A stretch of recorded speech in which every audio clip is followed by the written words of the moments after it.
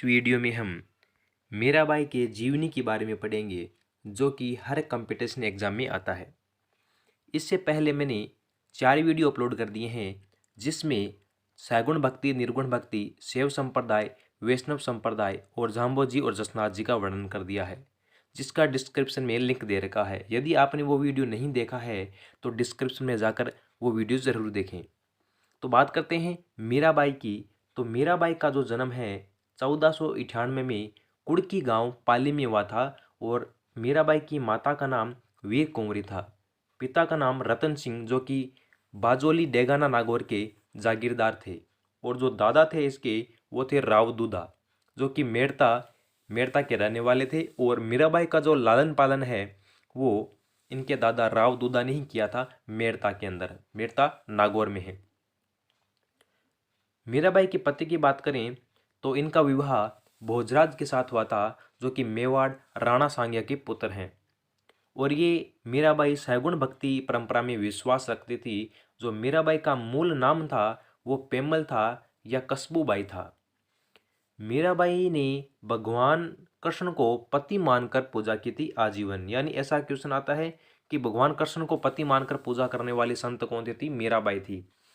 मीराबाई का जो दुर्ग है वो मीराबाई का दुर्ग कुड़की गांव नागौर में है। जबकि मेड़ता के अंदर एक जो मंदिर है वो है चार भुजानाथ जी या इसको मीरा मंदिर भी कहते हैं। मीराबाई के जो प्रथम गुरु थे, प्रथम गुरु का नाम था जालंधर, पंडित जालंधर, जो कि इनके बचपन के गुरु थे। मीराबाई के प्रथम गुरु या जो बचपन के गुरु थे वो थे पंडित जालंधर। और आध्यात्मिक गुरु की बात करें तो संत रैदास थे, जिन्होंने मीराबाई ने सबसे पहले संत रैदास को चित्तौड़गढ़ में बुलाया था। और अन्य गुरु जो बात करें इससे संबंधित गुरु हैं जीव गोस्वामी।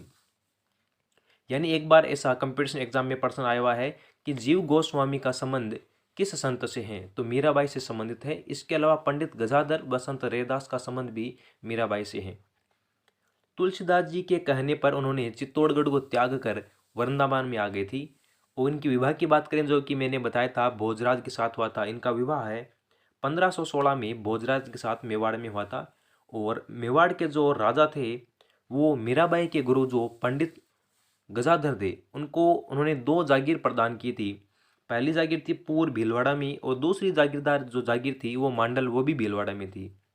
तो पंडित गजाधर को मीराबाई के जो ससुर थे या बात करें भोजराज जी के पिताजी, उन्होंने पंडित गजाधर को 2 जागीर प्रदान की थी, पूर और मांडल, जो कि दोनों ही भीलवाड़ा में हैं। मीराबाई का अंतिम समय रणछोड़दाई मंदिर द्वारिका गुजरात में बीता था। और पदावलियां की बात करें कि पदावलियां क्या होती है, तो मीराबाई की जो कविताएं होती है उनको हम पदावलियां कहते हैं। मीराबाई ने व्रज भाषा के अंदर कविता लिखी थी जिस पर गुजराती भाषा का प्रभाव है। इसके अलावा इन्होंने मीराबाई ने अनेक ग्रंथ लिखे थे जिनमें से प्रमुख ग्रंथ है जैसे रुक्मणी मंगल, सत्यम भामोरो रूषणो, गीत गोविंद पर टीका और नरसिंह मेहतारी हुंडी। मीराबाई ने ये 4 ग्रंथ लिखे थे जो कि बहुत इंपॉर्टेंट है। रुक्मणी मंगल, सत्यम भामोरो रूषणो, गीत गोविंद पर टीका, नरसिंह मेहतारी हुंडी। ऐसे क्वेश्चन पूछा जाता है कि रुक्मणी मंगल या सत्यम भामोरो रूषणो ग्रंथ किसके द्वारा लिखा गया है, या गीत गोविंद पर टीका, नरसिंह मेहतारी हुंडी ये किससे संबंधित ग्रंथ है? तो मीराबाई से संबंधित ग्रंथ है। राजस्थान की जो राधा कहा जाता है इसको, राजस्थान की राधा किसको कहा जाता है? मीरा को कहा जाता है। जबकि वागड़ की जो मीरा है वो कहा जाता है गौरीबाई को। एक क्वेश्चन ऐसा भी आता है कि दासी मत का संबंध किस संत से है? तो मीराबाई से संबंधित है दासी मत का संबंध। और जो रत्ना खाती ने मीराबाई के जीवन पर ब्रज भाषा में नरसिंह बायरो मायरो लिखा था, एक ग्रंथ नामक ग्रंथ लिखा था। यानी नरसिंह बायरो मायरो किस संत से संबंधित है? तो मीराबाई से संबंधित है। ये किस भाषा में लिखा गया है? ये ब्रज भाषा में लिखा गया है। और किसके द्वारा लिखा गया है? ये रत्ना खाती के द्वारा लिखा गया है। इसके बाद बात करें कि मीराबाई जो थी उसमें भक्ति रस कौन था?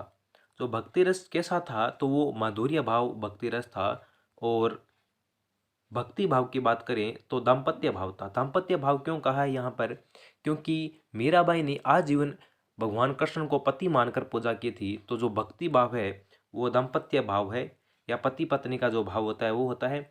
और भक्ति रस की बात करें तो माधुर्य भाव होता है।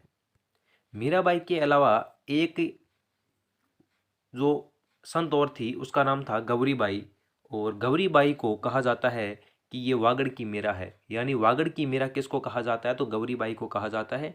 गौरीबाई भी सगुण भक्ति परंपरा को मानती थी। गौरीबाई का जो जन्म है वो डूंगरपुर जिले के ब्राह्मण परिवार में हुआ था, और मंदिर इसका गौरीबाई का डूंगरपुर में है। देखो कुछ शब्दावलियां हैं, जैसे बात करें कि वागड़ की मीरा किसको कहा जाता है? गौरीबाई को कहा जाता है। उसी प्रकार किशनगढ़ की जो मीरा है उस किसको कहा जाता है? तो बणी ठणी को कहा जाता है। और बणी ठणी किशनगढ़ से संबंधित है, और बणी ठणी एक रानी है जिसका मूल नाम विष्णु पीरिया है। और मत्स्य संघ की मीरा की बात करें तो सहजोबाई है, और सहजोबाई चरणदास जी की शिष्या थी। तो ये 3 प्रकार की शब्दावलियाँ एग्जाम में ज़्यादा आने के चांस रहते हैं। वागड़ की मीरा, गौरीबाई, किशनगढ़ की मीरा, बणी ठणी, और मत्स्य संघ की जो मीरा है सहजोबाई, जो कि चरणदास जी की शिष्या थी।